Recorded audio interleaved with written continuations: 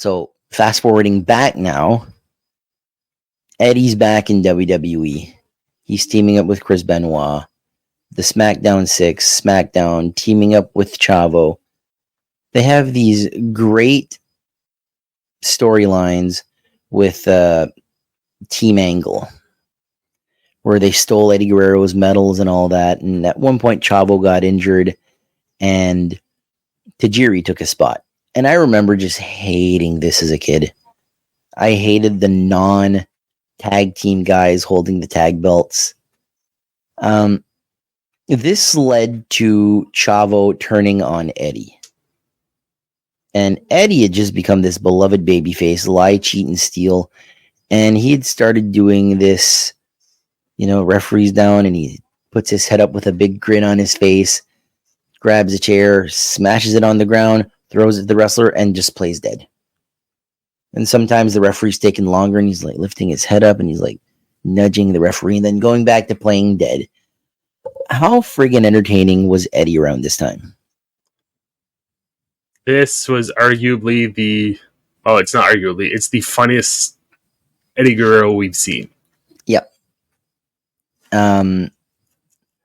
You've mentioned that he's one of your favorites. A few of our friends, Jessica and Nicole, who are casual fans at best, always said Eddie Guerrero was their favorite because he was that damn hilarious. The lie, cheat, and steal. It's not cookie cutter. It stood out from the pack. You have everybody like just either being a babyface or a heel, and then you got this super babyface acting like a heel, cheating, showing the crowd that he's cheating, showing that he's faking everything and all that, and playing dead. He would become the first ever WWE United States champion. And I remember as a kid thinking, why Eddie? Like, why Eddie? You could have picked somebody else. Hindsight being 2020, you got your best wrestler there. Why not Eddie? I remember Eddie losing that title to Big Show. And as a kid, I'm like, okay, why Big Show then? I think I had a right to say that because Big Show was never my favorite. I think Big Show will go down as the guy that turned face and heel more times than anybody. But I think he was heel, then turned face, and turned heel all in the same show. It's very possible. I think you're completely right. On one of these shows, he started as a face, went heel, and then face again. Yeah. Just a few memories from the lie, cheat, and steal gimmick. The biggest one is obviously his last match. Yeah, versus Kennedy. Yep. I saw a video, and he didn't die of head trauma, and we'll get to his death. But he died of an enlarged heart. He had a heart attack. There's some people that are saying on TikTok that Kennedy blasted him with a chair, and Eddie couldn't get his hands up in time, and that might have been one of the things that caused. Yeah, it's not fair to Kennedy. You can't blame Eddie's death on a chair shot. He had thousands of chair shots before that. I'm sure it didn't help, his health, but head trauma did not kill him. A heart attack did. A heart attack did, probably resulting from substance abuse. Exactly. Because there was the one match where JBL played it off perfectly, where Eddie had a heart issue in the ring, and JBL just came in and pinned them. Yeah. So we'll get to that. It wasn't a heart issue. This one was the head. But Eddie became very popular. And it got to a point where it's like, could they? Because you got to look at the main event scene on SmackDown around this time. The three main event guys are Brock Lesnar, Kurt Angle, and The Big Show, who had all traded the belt back and forth. So Brock is on his way out. This is No Way Out 2004. Brock by WrestleMania is gone. Then you have this great moment of Eddie Guerrero winning the WWE title from Brock Lesnar. And you watch that match, and even before Eddie passed away, you watch that match and you're like, this is why I love wrestling. Someone finally getting his moment. Talk to us about that match. Great match. I've watched this match probably 20 times at least. Yeah. Super proud of that moment. It was, at this point, Eddie was my favorite wrestler.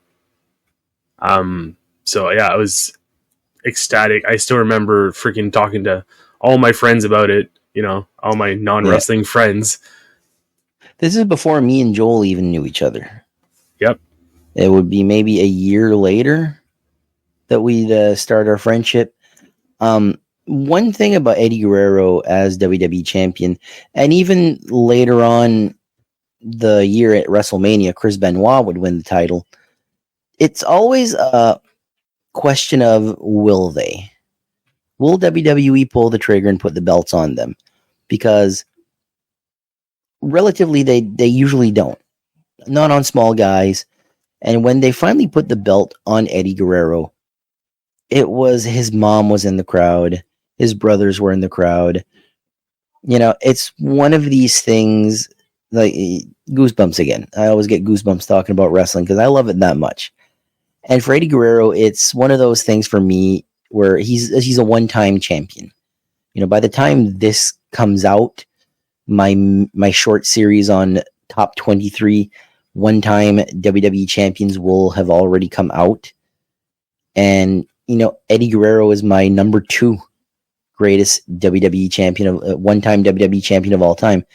And I've always said, as long as you have one good reign, you don't need a second one. And I know Eddie as WWE champion didn't draw well.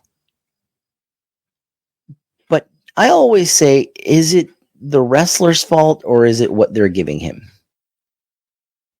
You're giving them crap. And it wasn't crap. Eddie was having these great matches. I remember the match at WrestleMania with Kurt Angle, where he's like, my ankle's damaged, and he's like undoing his boot. And Kurt goes for the ankle lock and the boot stays in his hand. Small package, grabs the ropes, cheats, gets the win. Got to defend the WWE title at WrestleMania. How many people can say they either won or defended the title at WrestleMania? A lot of people either won or lost the title at WrestleMania. But before we keep going, one thing that I just thought about right now is talking about Eddie Guerrero's WWE title win. His promo on SmackDown before that title win. Legendary. One of the best wrestling promos you'll ever listen to. I question if it's a promo or if it's Eddie speaking from the heart. Oh, it's definitely Eddie speaking. Like they gave him a mic and say what you want, and he went and amazing. And it's one of those things where it annoys me because there's an old saying in wrestling: the money is in the chase. That once the babyface wins the title, I don't have to buy a ticket because he's got the belt. He's fine. But Eddie did so much in that 133 days with that belt. Like 23 other wrestlers had only one WWE title reign. He's number 2 to me. And that's high on the list. He's over Pedro Morales, Diesel, Chris Jericho, all these great one-time WWE champions. Eddie's number 2. Started a feud with JBL, and this was to transition the belt. Not transition, it was to put the belt on JBL and make him this big bad heel. They had a bunch of matches together. One where Eddie Guerrero did a blade job and went a little too close, and he sliced an artery in his head, and he didn't have a gusher. He was pissing blood. Like, blood was just, it's grotesque. He lost probably at least a quarter of the blood in his body that day. Yeah, he was leaking all over the place. And the cut that you see on his head on SmackDown is crazy because it's all like scabbed up, but it's huge. Like it's the most noticeable cut I've ever seen. So I don't know why he did a blade job like that. It is memorable, but this is the angle that you're talking about where Eddie, he passes out. So he's in the ring and also, whoa. And he passes out and JBL gets to the ring, like sort of nudges him, turns him over, pins him, and he's brought to the back. He would eventually lose the WWE title to JBL. And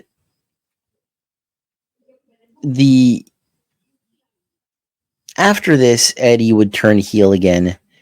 He would have his big program with Rey Mysterio. And this is where everybody in WWE right now is talking about they want to see a Dominic on a pole match. You know, talk to us about Eddie Guerrero versus Rey Mysterio in a ladder match, which is really his last big storyline before he untimely passed away. So yeah, we kept joking around that I wanted to see a custody of Dominic Mysterio ladder match because it's happened once in the past between Eddie and Rey. Mm-hmm. And this is where you could say Rhea Ripley got the name Mommy from too. Yep. Oh, absolutely. I'm your poppy. I wish I had that shirt. It's one of my favorite Eddie shirts. Yeah, it's interesting to see how a wrestler can gravitate to a gimmick like that and make it work so well, because Poppy was the one thing that he was doing. I don't know. Eddie was special, man. Eddie was special, and the fact that they're still parodying him to this day with Mommy and with Dominic just looking like a spitting image of Eddie Guerrero, you know, it speaks to how important he is to the history of professional wrestling. It really does. At this point, Eddie, as a heel, had nuclear heat. Oh, yeah. Going to the playground where Dominic is playing and saying, you know, you like bedtime stories? Because I got a great bedtime story. So the storyline here was Eddie Guerrero is going to reveal something that's going to ruin Rey Mysterio's life. And the storyline they came up with is Eddie was unable to have kids. And Rey was unable to have kids. That's what it was. And Eddie had what they called a bastard child, and gave that kid to Rey Mysterio and his wife, and that kid became Dominic. So, you know, I remember Eddie in the ring chewing on some licorice or whatever, and then spitting in his hand and throwing in Rey's face. Like, thank God he had a mask on, because that's disgusting. But just the heat that he had here, like, beloved babyface one year, detested heel the next. You know, that's a pro right there.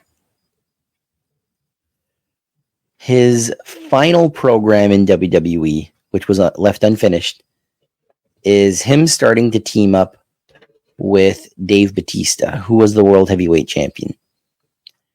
And I remember on the Eddie Guerrero tribute show when Stephanie McMahon talked, she said that the last time she talked to Eddie Guerrero, he was like, I'm going to be the next World Heavyweight Champion. So I'm not sure what Eddie meant by that, but it makes you question, was Batista going to lose the title to Eddie Guerrero? Were we going to see Eddie Guerrero finally win his second world title? I could have seen it happen. That's for sure. I could have seen it happen too. Something else that we were robbed of is the rumored WrestleMania 21 match for Shawn Michaels or 22, WrestleMania 22 match for Shawn Michaels was Eddie Guerrero. That's a dream match right there. Match we've never seen. Never see and never will, unfortunately. In November of 2005, Eddie Guerrero passed away. I have a weird story about that. Eddie Guerrero's final week on this earth, I was in the hospital. I had surgery done and I had to stay in the hospital for a week. And the night that he passed away is my final night in the hospital. So I was heavily medicated. That's all I'm going to say. And they gave me this tiny pill. And it was like, they said it was for pain or whatever. I remember taking this pill. And the last thing I remember is walking out the hospital room. The next thing I remember, I'm in a restaurant laughing my ass off. So I'm pretty like loopy and this and that. And I get home. It's like maybe 5:30, 6 o'clock. And my neighbor, Adam, he calls me. And he's like, oh, how'd surgery go? And blah, blah, blah. He's like, not just flat out saying anything. And he's like, so did you hear anything about Eddie? Eddie who? Eddie Guerrero. I'm like, I was on the road all day. I have no clue. He's like, my uncle just called me and said Eddie Guerrero died. I'm like, well, Raw is at 10. Raw was 2 hours back then at 10 o'clock in Canada. I was like, come over and we'll see. And the one thing I remember from the tribute show is the first thing I saw was Randy Orton. And I hate to do comedy here with that, but I remember the first thought I had was, doesn't this guy ever wear pants? Because Randy Orton is always in his wrestling gear. Either in trunks or shorts, yeah. Yeah. And it went from that to one of my all-time favorite songs, Johnny Cash's Hurt, which is a cover of a Nine Inch Nails song. The realism struck me right there. Like, I think Owen Hart was the first real like wrestler death, but then Eddie Guerrero, and 38 years old. Like it shouldn't be. Like in 2 years, I'm going to be Eddie's age. Yeah, we're just a stone's throw away from Eddie's age. Did you watch this Raw? Yep. Thoughts on that? The emotions in that?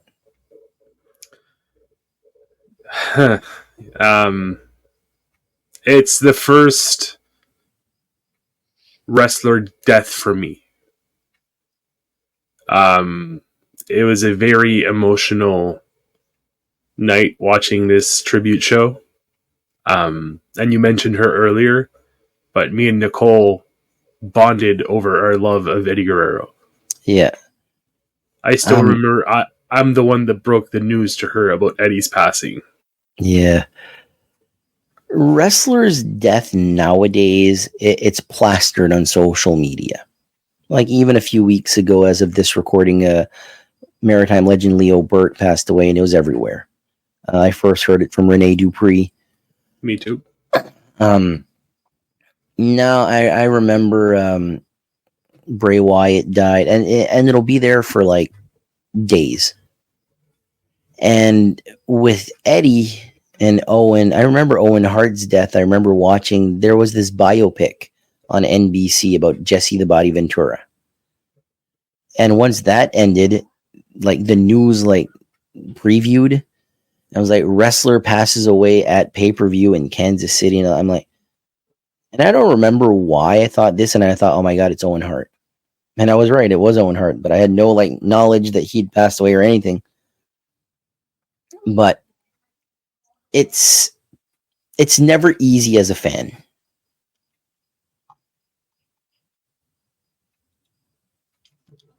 It's really not easy as a fan. Excuse me. Especially like Eddie being my favorite wrestler at that time.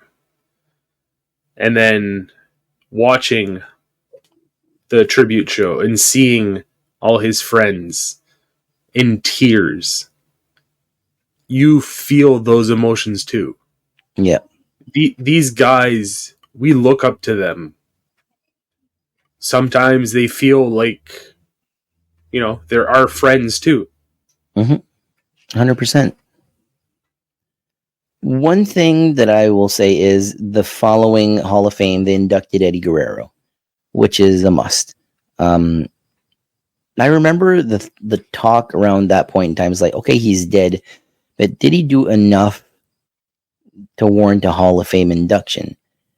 And my answer was like, yes, because at that point in time, I'm in my teens. I'm pretty knowledgeable about wrestling history, and I'm like, AAA, WCW, ECW, WWF, WWE Champion 2. If you win a WWE title, now back then I was like, if you win a WWE title, you're pretty much guaranteed in. Now I'm not so sure about that with some of the guys that have held the WWE title, Jinder Mahal. But during the tribute show, they show Chris Benoit, and he is unconsolable. He is like crying like a baby. And this one, a lot of people say that Chris Benoit doing what he did started with the death of Eddie Guerrero. Thoughts on that? I mean, the guy lost his best friend. Yeah. That fucks with your head. It really does. It really does. And to me, knowing what we know about Benoit, how his brain looked like an 85-year-old Alzheimer's patient, I don't think it's 100%, it's because Eddie passed away. I think it was inevitable. Could it have happened a different way? It's from November 2005 to June 2007. Who knew that we were going to hit the darkest part in pro wrestling history? And it was a domino effect with Eddie Guerrero passing away, and then Chris Benoit taking his own life and his wife and his child's life. It's like the JFK assassination for wrestling. You remember where you were when you heard what he did. You knew he was dead, but when you heard what he did, I remember I just finished work. I was in the car with my mom, my aunt, and my cousin Dan. And Dan was like, "Did you hear what Benoit did?" I'm like, "Yeah, he died." He's like, No. He killed his wife and kid and then killed himself. And I remember just like trying to process that. Because everybody loved Chris Benoit. And then makes you think of Eddie Guerrero. Makes you think of, what if? What if they got help? Could we still have them? But there are so many wrestlers nowadays. Bray Wyatt comes to mind. Owen Hart comes to mind. Some guys that died, they were so friggin' young. It's unbelievable how, as a wrestling fan, you're tortured by things like that. Yeah, that Benoit thing. We get the tribute show for Chris Benoit. Yeah, and then the day after, I think it was during the show. During the show itself, it started to break that it was a murder-suicide, a double murder-suicide. And I remember watching Monday Night Raw that night. It was going to be a 3-hour special, and they had done this tasteless storyline where Vince McMahon had died. Yep. He had exploded in his limo.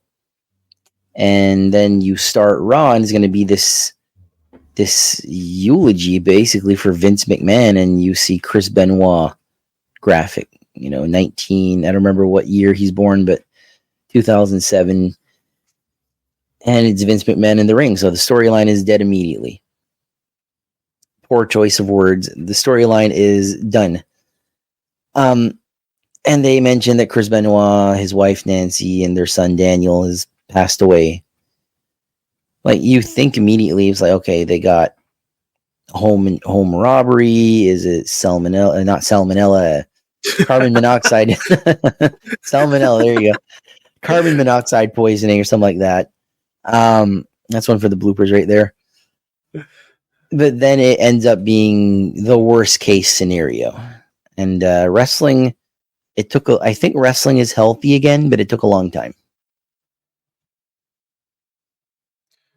Sorry, just writing something here.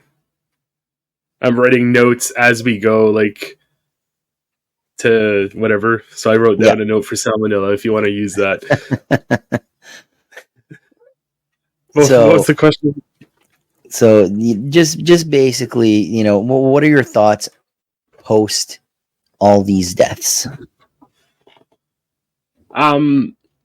This death definitely changed wrestling. Oh, for sure. I mean, it's the biggest. They've erased him from history. And as a fan, I get it. Like I it's no shock. You look at the name of the channel. It's the Maritime Warrior. The Ultimate Warrior is my all-time favorite wrestler. And I've had people yelling at me, why is this guy your favorite? He is horrible, blah, blah, blah, blah.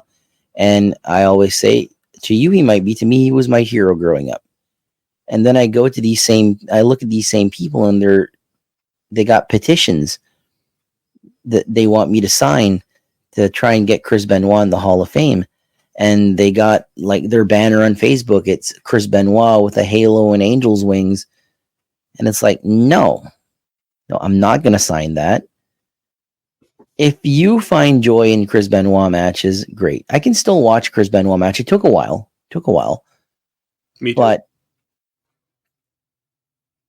if Chris Benoit was your hero, you have to come to the cold, hard facts of life that what he did, the punishment for that is him getting erased. No Hall of Fame induction, no celebrating his career. All the good he did in wrestling terminated thanks to his actions. Simple as that. And if that offends you, me saying that, I'm sorry that offends you. That's the truth. Yeah, there's moments and people in history that if I didn't hear from them again, I wouldn't really care. And I have to admit, it took a while for me to watch. I really did enjoy some Chris Benoit matches. Oh, same here. He has some of the best matches I've seen out there. But his whole reputation as an amazing wrestler is soiled because of this one event. Mm-hmm. And it all comes right back to Eddie Guerrero. If Eddie doesn't die, does Chris get the help he needs? Because another thing about Chris Benoit is he was great friends with Johnny Grunge of the Public Enemy. And Grunge died at like 40 or 41 from sleep apnea complications. And when him and Nancy would fight, one would go see Johnny Grunge, then the other would go home, and then the other would go see Johnny Grunge, and then everything was hunky-dory, everything's fine. But when Johnny Grunge passed away, not only did they not have Eddie, they didn't have Johnny Grunge, so now they're fighting. But yeah, that's the story of Eddie Guerrero and Chris Benoit in a nutshell right here. So any final thoughts? Your favorite Eddie Guerrero match? Favorite Eddie Guerrero match, probably the one where he beat Brock Lesnar for the title.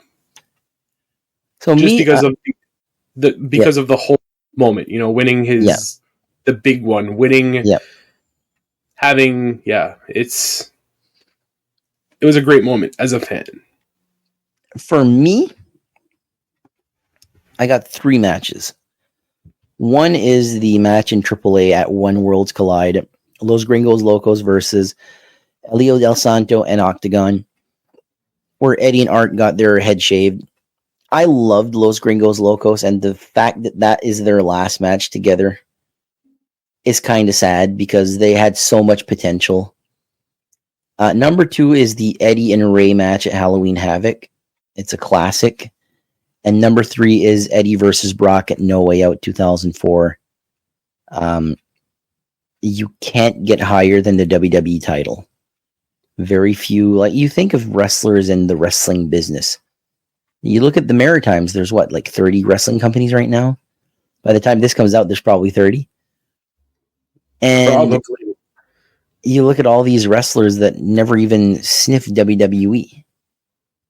Like, the percentage of wrestlers that have held the WWE title, probably what, 1%?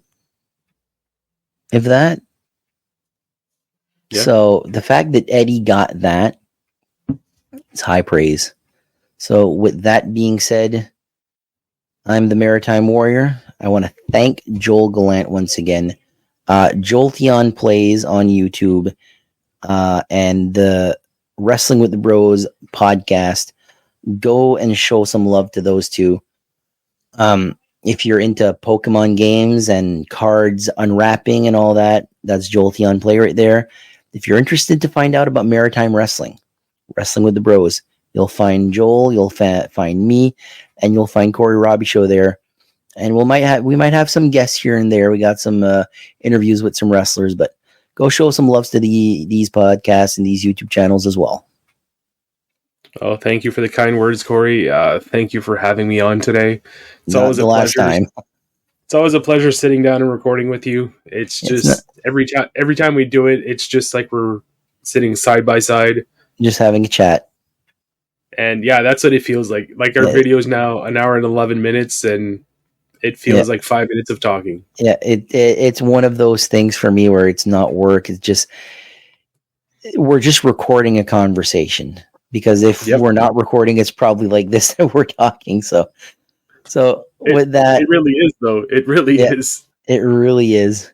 With that, we're going to end the video here. I want to thank you all for listening. Thank you once again to Joel, and everybody have a great day. Peace.